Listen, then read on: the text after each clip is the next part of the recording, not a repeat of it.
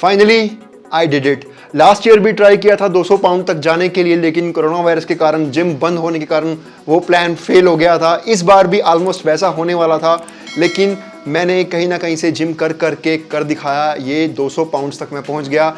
जब मैंने स्टार्ट किया था मार्च 13 को, मेरा वेट 87.6 था और ऑलमोस्ट 4 kg वेट गेन है इन 9 हफ्तों के बीच। अब मैं 202 पाउंड्स का हूँ। Thank you very much for supporting this series. Because of you guys were watching, so it kept me pushing, मुझे मोटिवेट करती रही और मैं ये काम करता रहा। क्या क्या डाइट ली, किस तरह की ट्रेनिंग मैंने की इस पीरियड के दौरान, सब आपके साथ शेयर करने वाला हूँ। एंड तक वीडियो को देखना, काफ़ी आपके न्यू कंसेप्ट आपको पता चलेंगे और डाउट्स भी क्लियर होंगे। ट्रेनिंग और डाइट की बात करने से पहले बात करते हैं आज के स्पॉन्सर्स जो हैं कपिवा शिलाजीत। शिलाजीत का नाम जब आप सुनते हो सबसे पहले आयुर्वेदा दिमाग में आता है, आयुर्वेदिक हर्ब्स, आयुर्वेदिक रसायन दिमाग में आते हैं।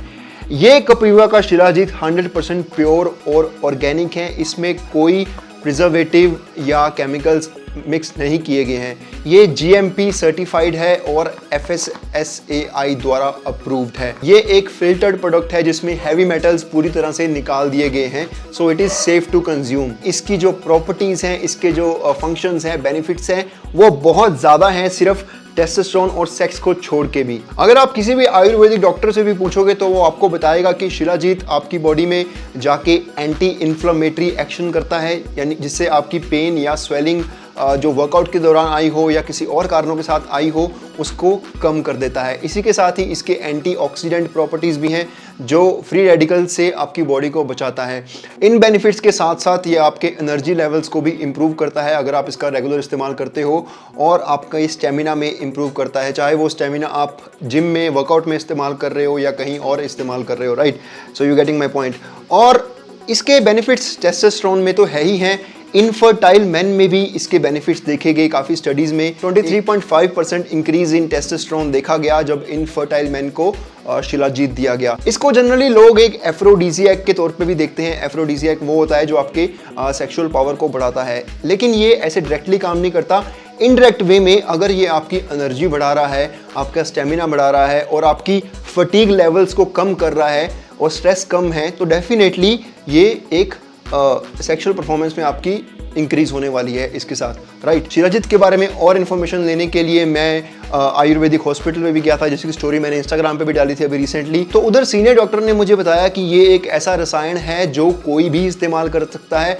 18 से ऊपर कोई भी इंसान है, चाहे वो मेल है चाहे फीमेल है, दोनों इस्तेमाल कर सकते हैं because of its very beneficial properties, जो कि मैंने पहले ही कहा सिर्फ टेस्टोस्टेरोन तक सीमित नहीं है ये, ठीक है। और मेल्स और फीमेल दोनों इसको कंज्यूम कर सकती हैं। लोगों को इसके रिगार्डिंग वहम होता है कि सिर्फ मेल्स के लिए है, ऐसा नहीं है, बिकॉज वो इसको सिर्फ टेस्टोस्टेरोन के साथ जोड़ते हैं, बल्कि इसके अलग अलग बेनिफिट्स भी हैं जो मैंने आपको बताए। तो इसको मेल और फीमेल दोनों ले सकती हैं।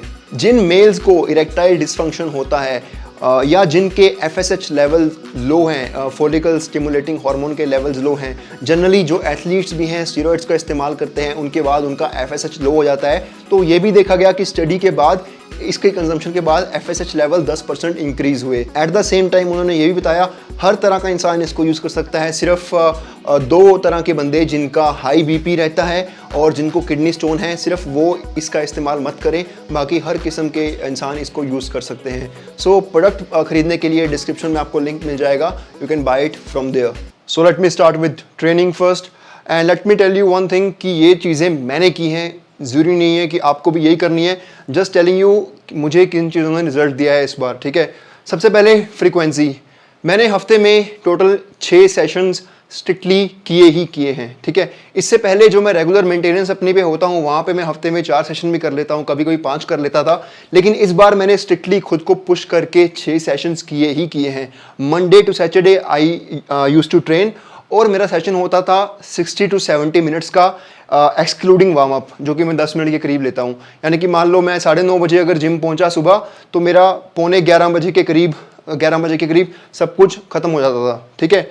तो ये मेरी फ्रीक्वेंसी थी 6 टाइम्स अ वीक। इसके बावजूद भी 7th डे यानी कि संडे, बिकॉज पूरे 24 घंटे होते हैं, उसमें मैं कभी कभी बाइसेप्स कर लिए, 15-20 मिनट का सेशन लगा लिया घर पे, या काव्स कर लिए, आई हैव वीक काव्स, तो मैं घर पे कर लेता था। तो mainly you can say I did 6 times a week frequency, 1 hour every day.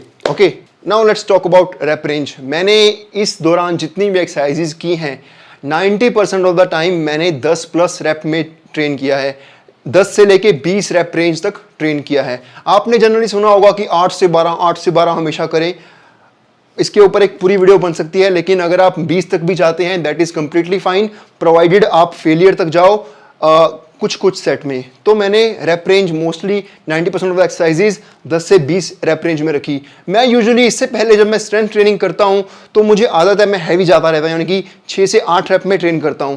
तो उससे क्या होता है कि थकावट जल्दी हो जाती है, लेकिन उसमें मुझे रेस्ट डेज ज़्यादा लेने पड़ते हैं। तो इसीलिए मैंने प्लान किया था कि मैं रैप रेंजेस ज़्यादा रखूंगा ताकि मैं 6 बार हफ्ते में जिम आ पाऊँ। अगर तो मुझे 4-5 दिन वर्कआउट करना होता है तो मैं 6 से 8 रैप रेंज में भी काम कर सकता हूँ, ठीक है। लेकिन ये रैप रेंज मेरे लिए नई थी जो मैंने इस टाइम इतना इस पे काम किया, 10 से 20 रैप रेंज में काम किया और फोकस किया पंप पे। जैसे कि बोलते हैं ज़्यादा हाई रैप रेंज में थोड़ा सा पंप आता है। एक और मैकेनिज्म होता है मसल ग्रोथ का जब आप पंप के तरफ जाते हो। So that's what I used in this period. अब बात करते हैं गाइस एक्सरसाइजेस की। आपको पता है मेनली कंपाउंड और आइसोलेशन में हम डिवाइड करते हैं, तो इस फेज के दौरान मैंने मेनली आइसोलेशन वर्क ज़्यादा किया है। मेरा पर्पस था मैक्सिमम मसल ग्रोथ करना, तो मैंने आइसोलेशन पे ज़्यादा वर्क किया है। 70% isolation, 30% you can say I worked on compound lifts. Isolation यानी कि बाइसेप कर्ल कर लिए, फ्रंट रेज कर लिए और ट्रैप वर्क कर लिया, ठीक है। ये मेनली मैंने आइसोलेशन का काम किया है और कंपाउंड लिफ्ट्स कम की हैं। देखो जनरली बिगिनर्स के लिए या इंटरमीडिएट लोगों के लिए कंपाउंड लिफ्ट ज़्यादा करना चाहिए। अगर आपका कोई मसल ग्रुप लैगिंग है तो उसको आप आइसोलेशन से ब्रिंग अप कर सकते हो। तो मेरा पर्पस था जो मसल ग्रुप मुझे ब्रिंग अप करने हैं, जैसे कि आपको पता है मेरा शोल्डर हाइपरट्रोफी फेस चल रहा था, मैंने शोल्डर्स को इंप्रूव किया है इसके दौरान और बाइसेप्स को भी इंप्रूव किया है एंड काव्स को भी इंप्रूव किया है। तो मैं आइसोलेशन पे ज़्यादा कर रहा था इस पीरियड के दौरान। Now let's talk about something interesting what I did not. जो टिपिकल बातें होती हैं, आपको बोला जाता है कि ये तो मैंडेटरी है, करना ही करना है, ये 2 चीज़ें मैंने इस दौरान, इस फेज के दौरान नहीं की हैं, इन हफ्तों में नहीं की हैं। वो है नंबर 1 डेडलिफ्ट और दूसरा है हैवी स्क्वाटिंग। ये दोनों चीज़ें मैंने नहीं की है। कुछ रीज़न इसके पीछे ये भी है, आपको पता है लॉकडाउन चल रहा है और I was going to gym secretly, और वहाँ पे डेडलिफ्ट करने को शायद इतना वेट नहीं था और ना पूरा प्लेटफॉर्म मुझे दिख नहीं रहा था सही से। So that's why I avoided deadlift number 1। और heavy squatting, again heavy squatting से क्या होता है कि हैवी यानी कि वही 5-6 रैप वाली स्क्वाटिंग से क्या होता है कि आई फील टायर्ड, जल्दी खत्म करने को मन करता है सेशन, अगले दिन भी रिकवरी नहीं हो पाती। That's why I did not do that heavy stuff of 6 to 8 rep range या 4 to 8 rep range. No I did not. मैंने हमेशा अगर स्क्वाट भी किया तो 10 प्लस रैप रेंज में किया, इवन स्मिथ मशीन स्क्वाट भी किए। मेरी लेग्स आर ऑलरेडी फाइन, तो मुझे इतना उसको पनिश करने की जरूरत नहीं थी। This is what I did in terms of training. अगर ट्रेनिंग के रिगार्डिंग आपका कोई डाउट है नीचे कमेंट में पूछ सकते हो, I will reply. Now let's talk about my diet which made me gain this 4 kg। अब कुछ लोगों को शायद शॉक लगने वाला है, shock shock shock shock shock, because I am gonna tell you something. बता देता हूं, ओके। सबसे पहला क्वेश्चन आता है डाइट के रिगार्डिंग, जो लोग भी टेक्निकल इन्फॉर्मेशन थोड़ी सी रखते हैं कि कैलोरीज कितनी ली, आप कैलोरीज कितनी ली। So let me tell you something. जब मैंने स्टार्ट किया था ये फेज, मैं 87 kg पे था, ठीक है। तो मैंने जो प्रोटीन अपना रखा वो 180 से लेके 220 ग्राम तक प्रोटीन मैं डेली लेता था। कभी 180 ग्राम मिनिमम तो रहा ही रहा और कभी ज़्यादा से ज़्यादा 220 ग्राम हो जाता था, ठीक है। Now let's talk about fats. Fats मैंने 87 kg पे स्टार्ट किया था, जैसे कि मैंने बोला, तो 80 से लेके 100 ग्राम के बीच मैंने फैट्स रखे इस फेज के दौरान। कभी 80 होते थे, कभी 100 ग्राम हो जाते थे, ठीक है। और बाकी जितना बचा वो कार्ब्स। अब यहां पे एक गेम आती है। गेम ये, आप पूछोगे टोटल कैलोरीज कितनी थी। टोटल कैलोरीज इतनी थी कि मैंने अपने carbs, I can hear the screams now, calculate नहीं किए।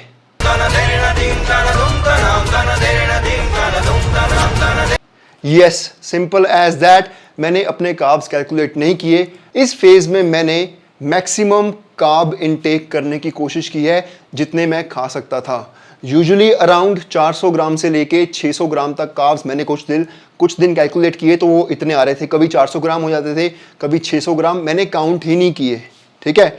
मैक्सिमम जितना हो सकता था अच्छे कार्ब्स मैं खाता था। So overall calories you can से अगर 200 ग्राम प्रोटीन मान के चलते हैं तो 800 कैलोरीज प्रोटीन से आई, और अगर 100 ग्राम फैट्स मान के चलते हैं तो 900 कैलोरीज फैट से आई, यानी कि 1700 कैलोरीज तो ये हो गई। और मैं इस फेज के दौरान 4000 के करीब 3500 कभी 4000 इतनी मेरी कैलोरीज आ रही थी, यानी कि बाकी मैं कार्ब्स, बाकी के जो रिमाइंडर था वो कार्ब से ले रहा था। 1800 से लेके 2300 कैलोरी मैं कार्ब से ले रहा था, ठीक है, कार्ब से ले रहा था, यानी कि 450 ग्राम से लेके अराउंड 550 ग्राम तक मैं कार्ब्स खा रहा था इस फेज में। अब मेरी कॉपी इसमें मत करना, मैं इसमें एक्सपीरियंस्ड हूँ तो मुझे कैलकुलेट करने की ज़रूरत नहीं पड़ती है, बिकॉज एक बल्किंग का फंडा सिंपल ये भी होता है, जितना आप यूज टू वो खाने से उससे ज़्यादा खा लो, सिंपल एज दैट। जरूरी नहीं है हर चीज़ को आपको कैलकुलेट करके खाना है, लेकिन ये कैलकुलेशन ना करनी सब बंदे नहीं कर सकते। आपको ऑब्वियसली एक्सपीरियंस चाहिए, आपको इतना एक्सपीरियंस होना चाहिए कि आप फूड देख के समझ जाओ कि इसमें कितने कार्ब्स होंगे, ठीक है। I can do it, you probably cannot. और जो लोग खास करके इतना डरते हैं कि मेरा थोड़ा सा पेट बाहर निकल जाएगा, उनको हर एक चीज़ मेजर करके खानी है, they can calculate, but I personally मैं हर एक चीज़ कैलकुलेट नहीं करता, that's too much of a work, I don't do that. मुझे ये पता था कि मैं कार्ब्स अच्छे सोर्सेज से खा रहा हूँ तो फैट ज़्यादा गेन होने के चांसेस बहुत कम रहेंगे, थोड़े बहुत हो भी जाएंगे तो मैं कार्ब्स थोड़े से कम कर दूंगा, ठीक है। तो अगर आप एक ऐसी वीडियो भी चाहते हैं जिसमें आपको मैं सिखाऊं कि बिना कैलकुलेट किए कैसे अपने गोल पे आप पहुंच सकते हो, तो late me no in comment section. उसके लिए एक पूरी वीडियो दोबारा से बनेगी, एक नई वीडियो बनेगी, और बहुत ज़्यादा मेहनत लगेगी समझाने के लिए, बिकॉज मुझे तो पता है वो कैसा करना है, लेकिन आपको समझाने के लिए मुझे बहुत पॉइंटर्स लिखने पड़ेंगे, समझाना पड़ेगा। You get my point, right? So let me no, maximum अगर कमेंट हुए 200 से ऊपर कमेंट हुए उस वीडियो को लेके तो मैं करूंगा, अलग अलग लोगों से 200 कमेंट हुए तो। नाउ लेट्स टॉक अबाउट मेरे सोर्सेज क्या थे ये फूड्स के। सबसे पहले प्रोटीन के लिए सारे high quality sources, chicken, eggs, paneer, whey protein, even pea protein, ये सब चीज़ें मैंने कंज्यूम की हैं। अच्छे क्वालिटी ऑफ सोर्सेज प्रोटीन में मैंने फर्स्ट क्लास प्रोटीन ज़्यादा कंज्यूम किए हैं, ठीक है। और कार्बोहाइड्रेट्स की बात कर लें तो उसमें मैंने मेनली राइस, पोटैटोज़, ये दो चीज़ मेन थी, ये दो चीज़ स्टेपल थी, ठीक है। और तीसरे नंबर पे आती थी वीट, रोटी होगी या ब्रेड होगी, उनकी क्वांटिटी इन दोनों से कम थी, ठीक है। और चौथा था कार्ब्स के लिए मास गेनर्स का भी इस्तेमाल मैंने किया है, ठीक है। यहाँ पे कोई ब्रांड एंडोर्समेंट नहीं है मास गेनर की, लेकिन मैंने किया है। I am not telling you to use it, I am just telling you what I did. Okay, so ये सब मेरे मेनली कार्ब सोर्सेज थे। और हाउ कैन आई फॉरगेट, दिन में 2 बार चाय भी पीता था मैं, हमेशा शुगर डाल के। तो 2 चम्मच सुबह शुगर की, 2 चम्मच शाम को। 40 ग्राम कार्ब्स मेरे शुगर से आते ही आते थे, ठीक है। 40 ग्राम शुगर मेरी डेली की कंजम्पशन थी, ठीक है।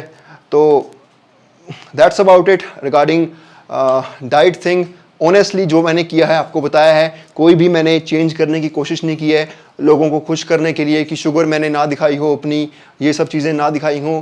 बिकॉज आप बहुत लोगों से ना एक फैनेटिक वाली इंफॉर्मेशन लेके आते हो कि sugar is like cocaine, sugar is ये, शुगर इज़ वो, तो आप उस तरह की अपनी माइंडसेट बना लेते हो, है ना। तो आपको अगर कोई मेरे जैसा बंदा बोलता है कि मैं शुगर खाता हूँ, आपको कुछ लोगों को चिढ़ मच जाती है। So that's what I did, because I M in this game for long, I am not here for 6 months और 1 year, जिसने बहुत कुछ स्ट्रिक्ट कर लिया डाइट पे फिर उसमें बाद छोड़ दिया। मैं यहाँ पे कई सालों के लिए हूँ, कई दहाकों के लिए रहने वाला हूँ। So that's how I do it. Okay, let me know if you have any doubt in my diet part also. So ये थी गाइज आज की वीडियो, आस करता हूँ आपको पसंद आई होगी। अगली वीडियो में मैं दिखाऊंगा आपको मेरी टोटल ओवरऑल फिजिक के कैसी लग रही है, बैक, चेस्ट, एब, सब कुछ इस बल्किंग के बाद। I know you are waiting for it. और मैं आपको बताऊंगा कि अब मेरा गोल क्या होने वाला है, क्या मैं इसी वेट पे रहूंगा या कटिंग करना स्टार्ट कर दूंगा या मैं और वेट गेन करूंगा। आपको क्या लगता है कि मैं क्या करने वाला हूँ? This is Daman Singh signing off, bye bye. जितना भी है बिना टिके का है।